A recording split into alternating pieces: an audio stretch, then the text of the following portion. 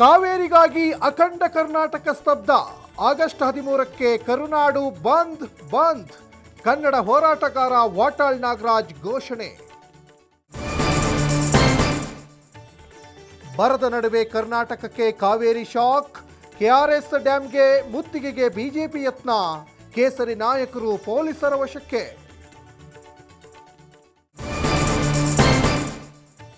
ಮಂಡ್ಯದಲ್ಲಿ ಕ್ಷಣ ಕ್ಷಣಕ್ಕೂ ಜೋರಾಗ್ತಿದೆ ಹೋರಾಟ.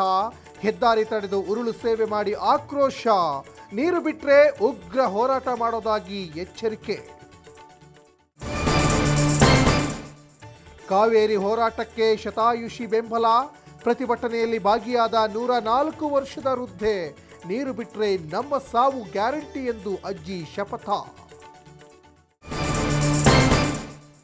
ಡಿಕೆಶಿ ನೇತೃತ್ವದಲ್ಲಿ ಹೈ ವೋಲ್ಟೇಜ್ ಸಭೆ. ತಮಿಳುನಾಡಿಗೆ ನೀರು ಹರಿಸುವ ಬಗ್ಗೆ ಮಹತ್ವದ ಚರ್ಚೆ. ಬಂದ್ ವಿಷಯದಲ್ಲಿ ನಮಗೆ ನಷ್ಟ ಎಂದ ಕುಮಾರಸ್ವಾಮಿ.